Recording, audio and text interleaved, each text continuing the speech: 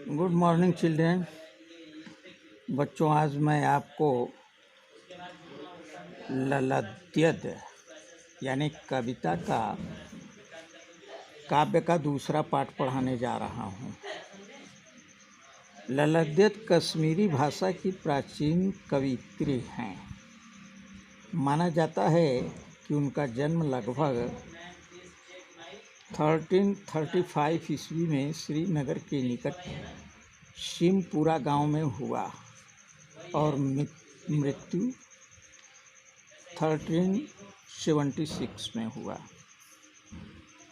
उनके जीवन के कमरे में किंवदंतियाँ अधिक प्रचलित हैं, प्रामाणिक जानकारी कम मिलती है। इस पाठ में ललद्यद कश्मीरी वाक्यों का हिंदी में अनुवाद है।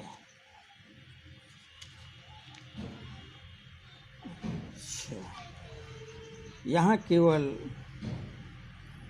कुछ नमूनों के तौर पर प्रस्तुत हैं, जिसमें पहला वाक्य इस प्रकार है। रस्सी कच्चे धागे की खींच रही मैं नाव, जाने कब सुन मेरी पुकार, करे देव भव सागर पार। कवित्री का मानना है कि आत्मा रूपी नाव को मैं कच्चे धागे का मतलब शरीर होता है, कच्चे धागे अंडर ब्रैकेट शरीर से खींच रही हूँ। न जाने कब ईश्वर मेरी प्रार्थना सुनकर मुझे इस संसार रूपी सागर से मुक्ति दे सकेगा।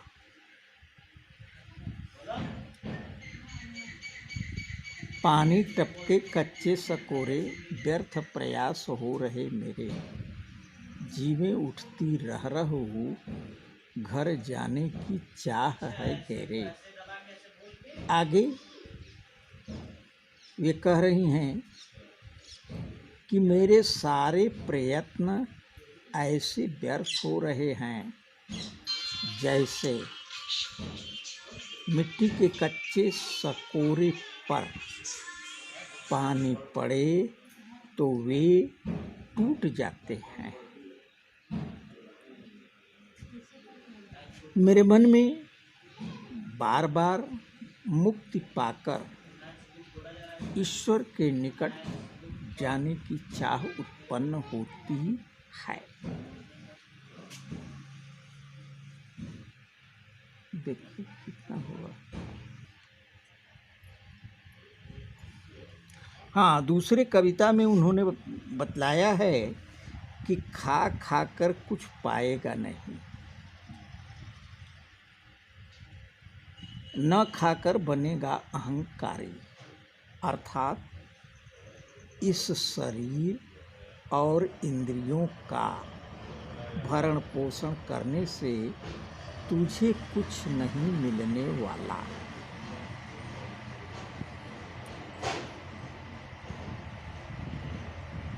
न खाकर बनेगा अहंकारी का मतलब है तू घमंडी बन जाएगा।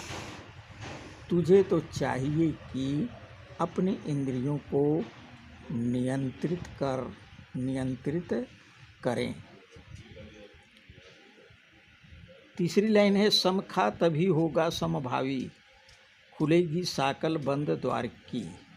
आगे कवित्री कह रही हैं कि अपनी इंद्रियों को नियंत्रित कर तू सबको समान दृष्टि से देख पाएगा।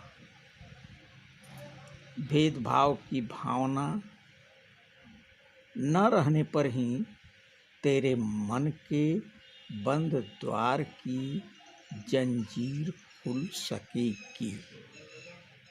5 मिनट का हो गया, बोलिए। अच्छा बच्चों, इसको रिवाइज कर लीजिएगा, फिर 2 कविता अगले दिन व्याख्या करेंगे।